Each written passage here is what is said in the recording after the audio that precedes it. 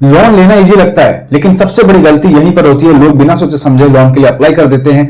आज मैं आपको वही मिस्टेक्स बताने वाला हूं और क्या क्या प्रोसीजर होते हैं जो फॉलो करना चाहिए, क्या बैंक चेक करते हैं, सारी डिटेल मैं आपको इस वीडियो में बताने वाला हूं। तो वीडियो को आपको ध्यान से देखना, तभी आपको समझ में आएगा। मैं एक बैंकिंग कंपनी में काम करता हूं, तो इसलिए आई हैव सम आइडियाज कि कैसे बैंक वर्क करती है, कैसे बैंक लोन प्रोवाइड करती है, चाहे वो किसी भी टाइप का लोन हो। तो सारा प्रोसीजर मुझे पता है, इसलिए मैं आपको डिटेल में शेयर करने वाला हूं। दोस्तों, सबसे पहले हम ये समझते हैं कि बैंक लोन आपको क्यों देता है। क्योंकि बैंक को प्रॉफिट होता है, आप इंटरेस्ट पे करते हो। जैसे कि अगर आपको बैंक 5 लाख रुपए का लोन दे रहा है, तो बैंक को 50,000, 60,000, 1 lakh, 1.5 lakh, depend on the interest rate, जो परसेंटेज लगता है उस पर, वो प्रॉफिट जो होता है ना, जो इंटरेस्ट आप एक्स्ट्रा देते हो, वही बैंक का प्रॉफिट होता है। बैंक हमेशा चाहता है कि आपको लोन जो मिले वो ज्यादा इंटरेस्ट पे मिले, ज्यादा हायर रेट पे दे आपको, ताकि बैंक को ज्यादा फायदा हो। अगर आपको बैंक 12%, 13%, 40% पे लोन दे रहा है, तो बैंक को ज्यादा बेनिफिट होता है इसमें।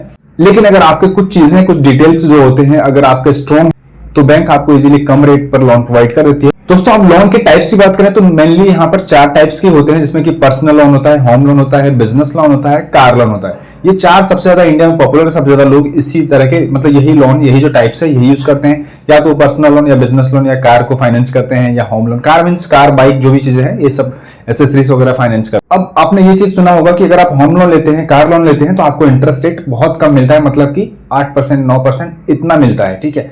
अगर आप पर्सनल लोन के लिए जाते हो या बिजनेस लोन के लिए जाते हो, 12-13% इतना चले जाते हैं। तो रीजन यहाँ पे ये होता है कि ये, अगर आप कार लोन की बात करो या होम लोन की बात करो, तो ये सिक्योर होते हैं, क्योंकि बैंक के पास आपको, अगर आप पैसे नहीं देते हो, तो बैंक के पास प्रॉपर्टी होते हैं, या कार होता है, या गाड़ी होते हैं, तो वो सीज कर लेते हैं। बैंक उनको सेल करके पैसा कमा लेगा, मतलब कि जो पैसा है वो, मतलब उनको बैंक को मिल जाएगा, क्योंकि आपको पेपर वगैरह साइन करना पड़ता है। अगर आप लोन का अमाउंट रिटर्न नहीं करेंगे, पे नहीं करेंगे, तो बैंक आपके जो प्रॉपर्टी है वो सीज कर सकते हैं, और जो आपके कार है वो भी सीज कर सकते हैं। मतलब उसके जो प्रोसीजर होते हैं वो वहां पर अप्लाई होगा। तो अब मैं बताता हूं बैंक क्या सबसे पहले चेक करती है। बैंक सबसे पहले ये चेक करती है आपका सैलरी क्या है। ठीक है। सैलरी, अगर आप जॉब करते हो या बिजनेस करते हो, तो उसका स्टेबिलिटी क्या है, कैसे बिजनेस करते हो, क्या उसमें इनकम है, क्या ग्रोथ है, बैंक ये सब चीजें जानना चाहती है। अगर आपका सैलरी है तो थोड़ा सा इजी हो जाता है बैंक के लिए, क्योंकि आपके सैलरी अकाउंट में पैसे हर महीने आता रहता है, तो बैंक को पता रहता है कि आपके पास इतने पैसे महीने आ रहे हैं।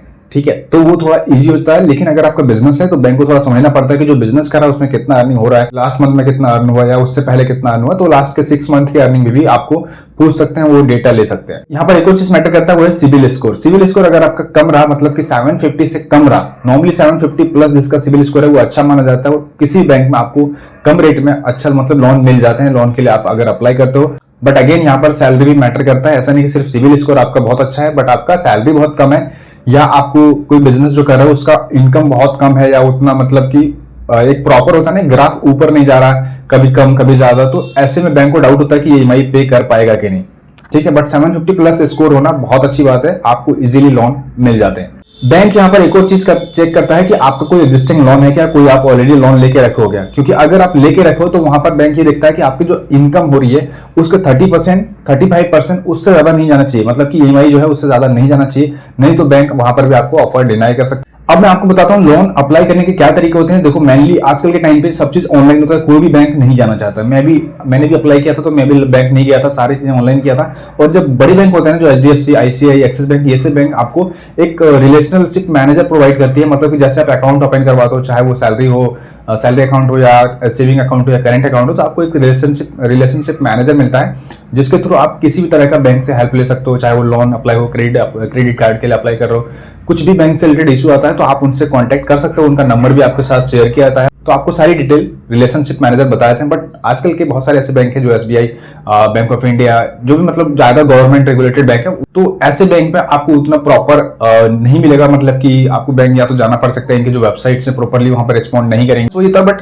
ऐसे बैंक में थोड़ा सा टाइम लग जाता है, आपको भी 1 बार 2 बार 3 बार जाना पड़ सकता है। बट अगर आप बड़े बैंक जो है एचडीएफसी, आईसीआई, कोटक बैंक, ऐसे बैंक में अगर आप ऑफिस में जाएंगे या ऑनलाइन भी आप ट्राई करेंगे, तो बहुत इजीली वहां पर अप्रूवल भी मिल जाते हैं। और अगर आपके पास अच्छा, जो भी मैंने आपको बताया, वो एलिजिबिलिटी जो होता है, अगर आप उस पर एलिजिबल रहते हो, तो इजीली आपको लोन अप्रूवल भी मिल जाते हैं, और आपको लोन अमाउंट भी मिल जाता है। नॉर्मली किसी बैंक का 3-4 स्टेप्स में ये प्रोसेस होता है। सबसे पहले वो लॉगिन करेंगे, लॉगिन में आपके जो भी सिविल के स्कोर है वो फेच होगा, मतलब कि वो ऑनलाइन सब डिटेक्ट हो जाते हैं, सब आपको पता चल जाते हैं। मतलब कि आपका पैन कार्ड, आधार कार्ड दोगे, तो ऑटोमेटिक बैंक को ये पता चल जाता है कि आपके सिविल स्कोर क्या है, वो सिविल चेक करेंगे, और उसके लिए आपको मे बी ओटीपी वगैरह 2-3 ओटीपी आएंगे, और जिसमें वो कंसेंट लेंगे। उसके बाद कुछ एप्लीकेशंस मतलब कि उसके बाद आपको सैलरी स्लिप अगर है मतलब 5-6 महीने का, तो 6 महीने का सैलरी स्लिप आपको अपलोड करना पड़ सकते हैं।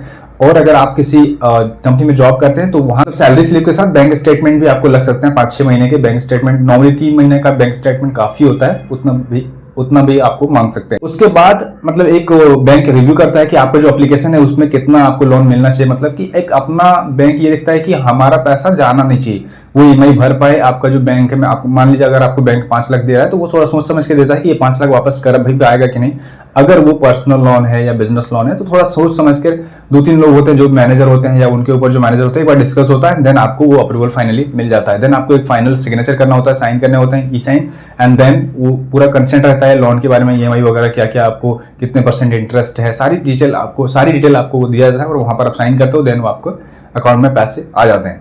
और फिर आपको नेक्स्ट महीने से महीने का वो जो ईएमआई होता है वो आने लगता है। जिस मंथ आप लेते हो उसमें नहीं, नेक्स्ट मंथ से वो स्टार्ट होता है। अब मैं आपको कॉमन मिस्टेक बताने वाला हूं जो कि लोग करते हैं। सबसे पहली बात कि अगर आपका क्रेडिट स्कोर कम है तो आप लोन के लिए अप्लाई ही नहीं करना, क्योंकि आपको कोई फायदा नहीं है। आपको 14-15% पे लोन मिलेगा, अगर मिलेगा भी तो ऐसे लोन में आपका बिल्कुल भी कोई फायदा नहीं। बहुत ज्यादा अर्जेंट है तभी अप्लाई करना, बट ऐसे नॉर्मल केस में अप्लाई नहीं करना लोन के लिए। उसके लिए आप क्या कर सकते हो कि पहले आप सिविल स्कोर को इंक्रीज करो। मैं आने वाले वीडियोस में बताऊंगा कि सिविल स्कोर कैसे कम टाइम में, मैंने 1 महीने में लगभग 40 पॉइंट्स को इंक्रीज किया था, तो इजीली आप कर सकते हो। तो कुछ ट्रिक्स है जो कि आपको यूज करने पड़ते हैं, तो वो मैं आने वाले वीडियोस में आपको बताऊंगा। चैनल को सब्सक्राइब कर लेना ताकि आने वाली वीडियोस आपको उसका नोटिफिकेशन मिल जाए जैसे ही आए।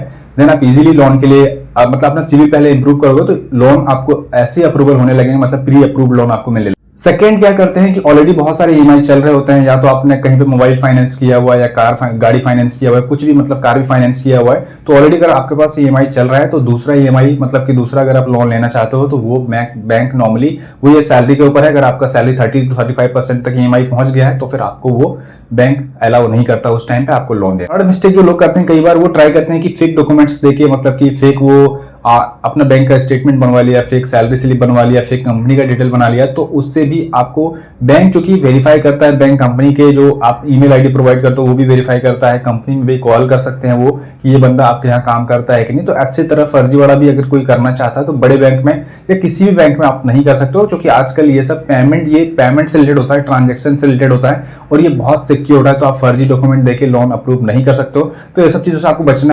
तो आप लीगल तरीके से आपको बैंक में लोन के लिए अप्लाई करना चाहिए। अगर आपके पास डिटेल है, आपका अच्छा स्कोर है, आपका अच्छी सैलरी है, तो आप लोन के लिए अप्लाई कर सकते हो। ऑलरेडी अगर आप 30% आपका सैलरी का ईएमआई आपने ऑलरेडी कोई भी लोन नहीं चल रहा है तो आप अप्लाई कर सकते हो। डिपेंड ऑन यूर यूजेस, आप जितना भी अमाउंट का मतलब बैंक आपको बताता है कि आप कितना अमाउंट के लिए एलिजिबल हो, देन आप अपने ऊपर डिसाइड कर सकते हो कि आपको कितना लोन चाहिए एंड देन अप्लाई कर सकते हो। देन आप मतलब कि आगे का प्रोसीजर। तो मैं यही बोलना चाहूंगा कि अगर आपको लोन लेना है तो बिल्कुल स्मार्ट तरीके से लो, सब कुछ अच्छा प्रॉपर होगा तो आपको इंटरेस्ट रेट 10, 11, 12 मतलब 10 के आसपास अगर आपको पर्सनल लोन मिल रहा है 10-11 के आसपास, तो फिर बहुत अच्छा माना जाता है। अगर कोई भी बैंक आपको 10%, 11% के इंटरेस्ट रेट पे पर्सनल लोन दे रहा है या बिजनेस लोन दे रहा है तो आपको ले लेना चाहिए, बहुत ही अच्छा है। अगर आपको 13%, 14% ऑफर किया जा रहा है तो आपको पहले सिविल स्कोर इंप्रूव करना चाहिए, सैलरी अपना इंक्रीज करना चाहिए, या फिर कोई लोन वगैरह है तो वो आपको पहले क्लोज करना चाहिए, देन आपको अप्लाई करना चाहिए। आई होप आपको समझ आ गया होगा। आने वाली वीडियोस में आपको और भी डिटेल्स बताऊंगा। वीडियोस में फाइनेंस से रिलेटेड और भी वीडियोस में कवर करने वाला हूं, तो आप चैनल को सब्सक्राइब कर लेना।